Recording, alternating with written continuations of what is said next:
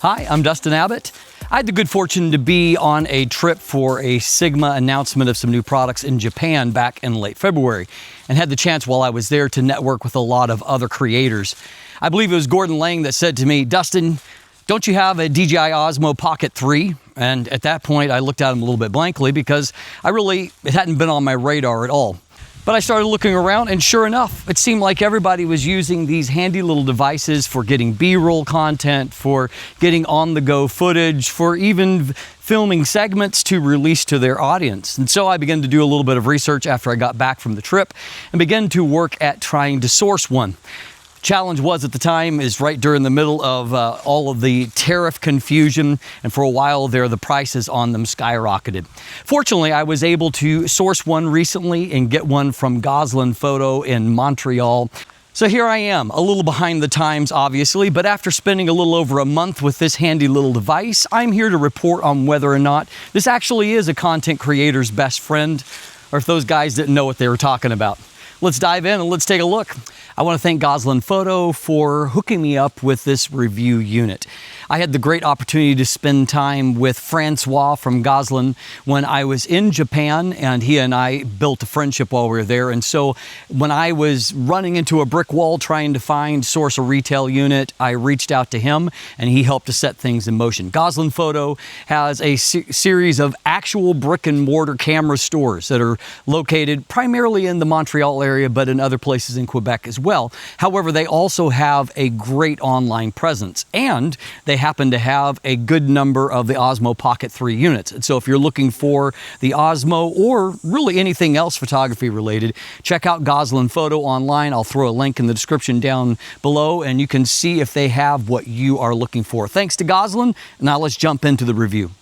The Creator combo is really a triumph of packaging, and it's one of the things that I really love about all of this. First of all, it includes obviously the DJI Osmo Pocket 3 itself, along with a protective case. Included here also is a wide angle lens that you can just pop on there magnetically, and then also magnetically store here as well. In the case as well, now this doesn't come with the quick release plate on there, it's something I've added on there. It is just simply a kind of an extender that you can attach on there, and it also gives you a little bit more to hold on to, and also gives you another USB-C charge port here. I have put on the quick release plate because that allows me to throw this quickly onto a tripod, but that can store inside of there. Also, you have the battery grip, which is great. This adds a significant amount of power on there, which we'll talk about in just a second. Also, there is their little tripod foot, which is just kind of a standard little tripod that works like this. It's not going to give you any kind of adjustment. You're going to have to handle that all from within the gimbal itself. But I even like using this just to give me a little bit more space in grabbing on and extending further out. Likewise, there is room for the microphone in the Creative Kit, more on that in a moment, and then also room for your accessories. That can include a wrist strap, the USB-C cable, and then obviously the dead cat wind reducer that you can pop on there as well. Now the battery within the Pocket 3 is a 1300 mAh battery capacity. They say it can run up to 166 minutes in total runtime. Now they are estimating that shooting at 1080. You also can use the battery grip here, which is nice because it adds an additional 950 mAh, and they claim up to 3 hours additional runtime. I'm not quite sure why smaller capacity would give you longer runtime than a larger capacity in the Pocket 3 itself. That's one of the mysteries that is unresolved from their website. However, what is clear between these two, that you could pretty easily run for 5+ hours. And of course, if you're someone that is a high volume use, you could buy additional ones of these, and so you could hot swap and extend your runtime even longer. Now the Pocket 3, it runs around a 1-inch CMOS sensor. There is a 2-inch OLED touchscreen, and all of your various controls are going to be accessed through swiping in various directions, including playback and any of your other options that you choose there. I've currently got it in the Pro mode here, and so that I can access things like the log, or I can put it back into normal and HLG, some of the different options that are available there. Now the actual focus comes via a full pixel phase detect system. It includes options like their Active Track 6.0, a product showcase if you want to put something up closer to it. So here's a look at how stable the Osmo is when I am walking along. I'm not making any particular efforts to try to move smoothly, just walking along, testing to see how well the gimbal does, along with the autofocus tracking as I move along through uneven ground and uneven territory. And so let's see how stable the footage is, and while we're at it, let's see how good the audio is from the microphone that I'm using at the same time. So while the autofocus system obviously can't match that of a high-end professional camera like the ones that I own, it does have some things for solo creation that they don't have, and you're seeing one right now, and that is the ability for it to continue to track the subject once that it has detected it, even if you are moving around, not just on screen, but moving all the way around, rotating to about 270 degrees, and we'll find its limit to hit just about here. So obviously that is going to be a very, very useful option if you are looking to do solo content creation and you want to move around a little bit on camera. The ability to continue to be tracked as you move in a wide range of motion is extremely useful. Now, one of the clever things they have is really great integration with their own microphones, not only the included one here, which is their Mic 2, but also their Mic Mini, and so that you can very easily sync that up, and within just a few seconds you can get your video footage. One of the things that I also really like is that if you're off camera, you can click this button here and you can remotely trigger recording, beginning and ending. That was really handy when I was doing a review of a treadmill and actually launching segments while I was running on the treadmill, which would have been really hard to do if I had to get off and go over to the camera. The fact that all of these accessories fit into this little case, which can easily go into just the same slot that like a lens would go to in my camera bag, is obviously extremely useful. This is a DJI Osmo Pocket 3. DJI is the drone? Yeah. So let's talk about the various shooting modes you have available to you. You can go all the way up to 4K with options at 1080, then I believe at 2.7. If you're shooting in vertical, you can shoot at 3K. And at 4K, you can shoot in the normal range all the way up to 4K 60. That's obviously useful at 4K 60, particularly if you're going to involve movement. The ability to slow things down and smooth it all out can really give you that highly cinematic looking footage. You also have the option of shooting at 4K 120, but only if you're shooting in the slow-mo option. And what that will do is that footage is automatically going to be slowed down in camera. And so you can shoot at 4K 120, yes, but that is with the qualification that you're not going to be able to control the speed of that footage separately. But obviously that's going to be very useful. But you have other things available to you as well for capturing content.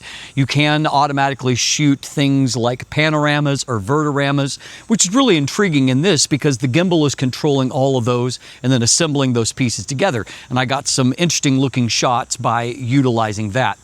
You also have the ability to access things like, along with like time lapses, for example. You can shoot hyperlapses, you can shoot motion lapse where you can program in certain movement to add into the time lapse segment.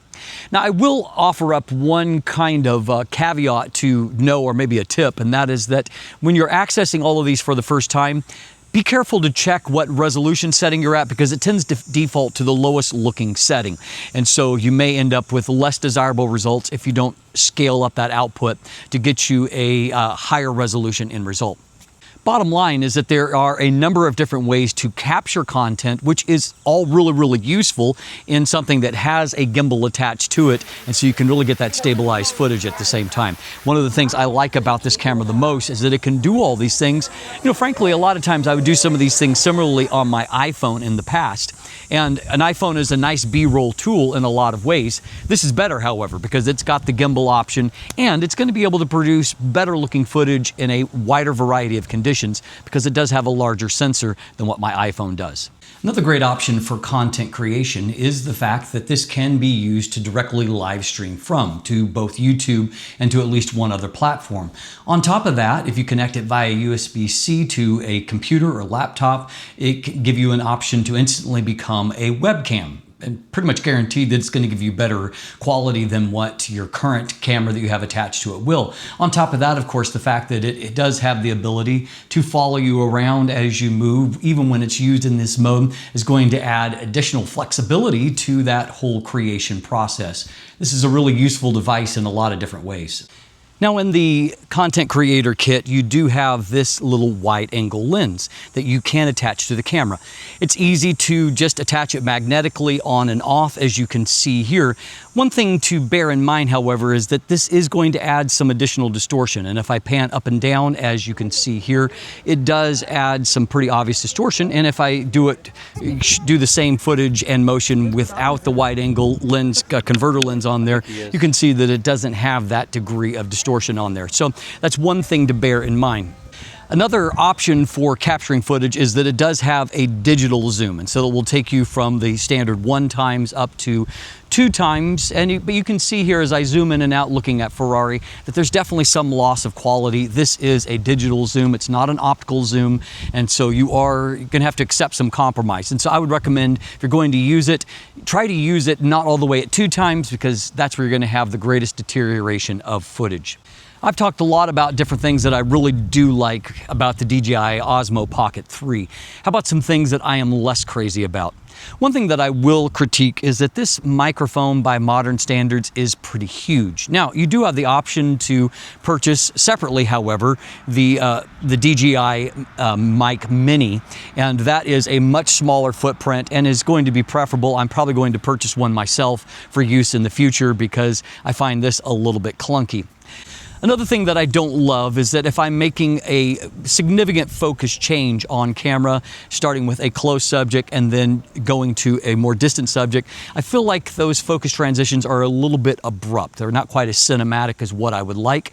And so that's one tweak that I like to see happen on it.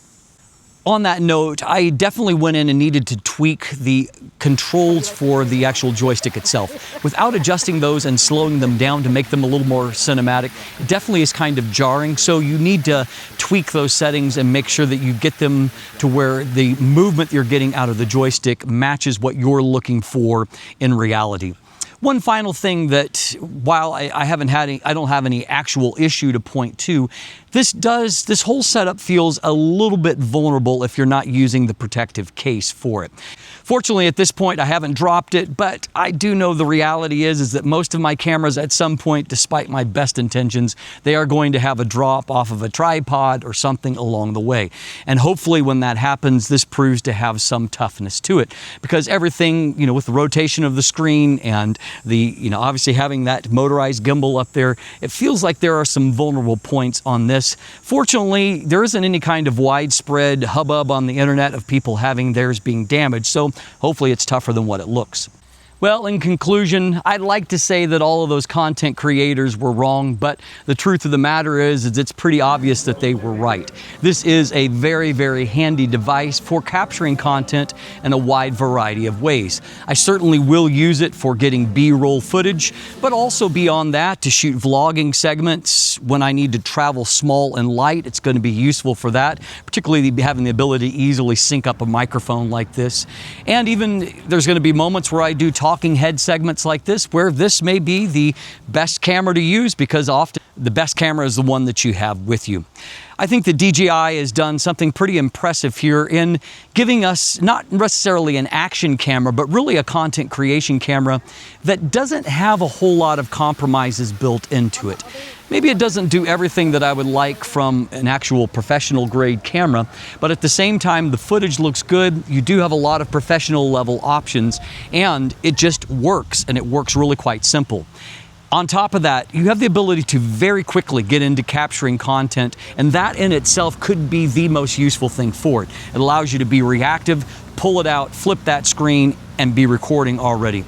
And that's really, really useful. So at the end of the day, I would say that if you're someone that is doing content creation, and particularly if you're doing solo content creation, the DJI Osmo Pocket 3 is probably something you should add to your own kit as well.